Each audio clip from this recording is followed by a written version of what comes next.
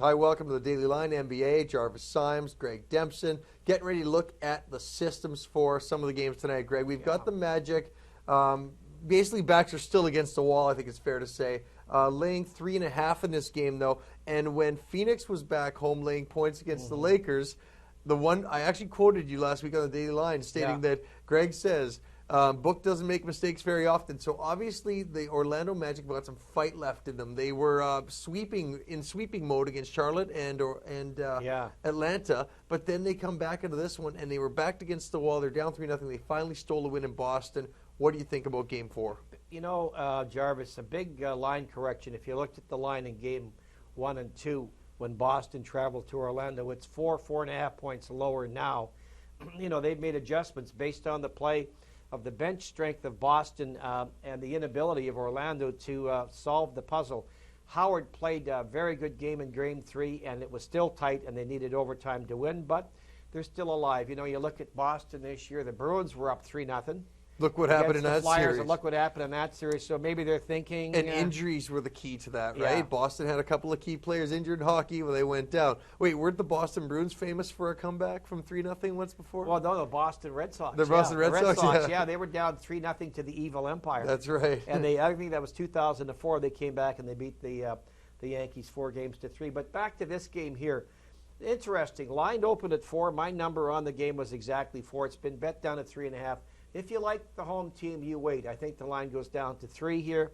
I think a lot of people, and the reason why there's pressure on this line, Jarvis, a little bit of movement towards the road team is the Magic played a very good game. Boston did not play that great a game in Game 3, and it was still close. It went into overtime, and the Magic. Game 4. Yeah, or Game 4 rather. Right. And they snuck a win in there. So I think that's why you may see some line movement there. But look at it from the other point of view too.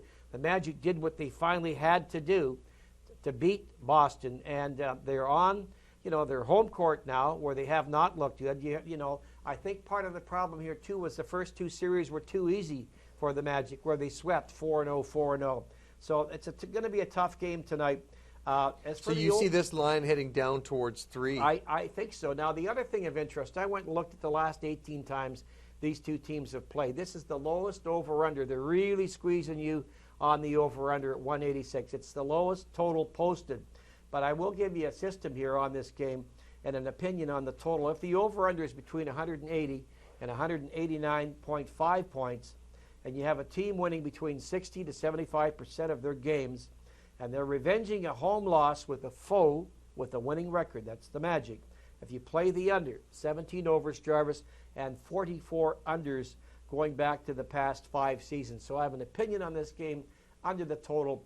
I like the home team tonight. I'm a little contrarian. A lot of people think the road team is the way to go. Well, that's it, Greg, because you've got a team like Boston who was playing dominant. Last time Orlando was down 3-0 in a series was 2007, and they were knocked out right away. But that was against the Pistons? That was, exactly. Yeah. And they've got a big win now, though. They come back home.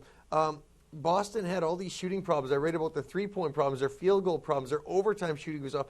Let's just say Boston remembers how to shoot in this game. Does this line not make the bookmaker look foolish? Because you saw the results from Game 1 and 2. I know. So you're thinking, why maybe isn't this line closer to pick 'em? The line's where it should be, really, when it opened at 4. So, like I say, I like the home team. I haven't bet it yet. I'm going to bet it at 4 or lower. I know it's 3.5 now. I'm going to wait. I think it'll go down to 3.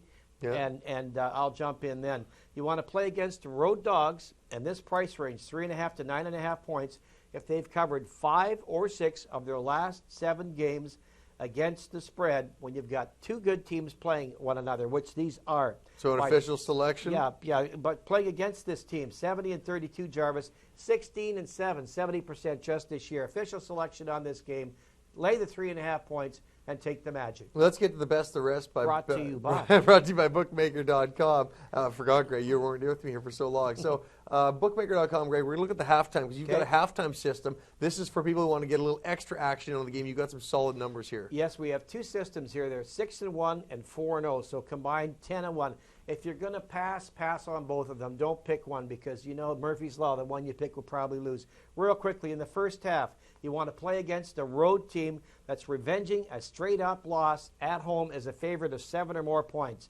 Cutting to the chase by playing against The road team, just this season in this spot, you're 6-1 ATS, 84-43, 66% Jarvis going back to 1996. The Magic -2 have a top opinion on that in the first half. And on the over-under, there's something to Jarvis.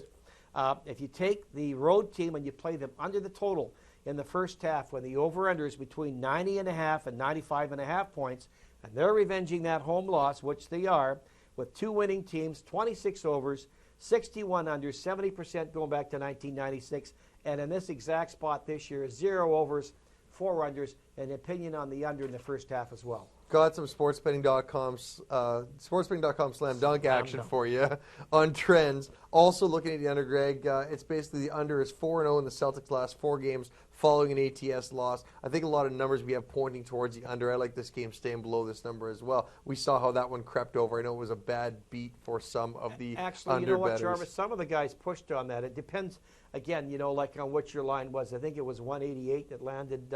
If it closed at 187.5, but if you had 188, you pushed on the total in the last game. So recapping your official play, Greg? One official selection on this game, I like the Magic -3.5 points. Magic -3.5 to get back into the series. I like it. Okay, that's basketball. You guys stick around if you want to hear some baseball news. We'll be right back with the Daily Line.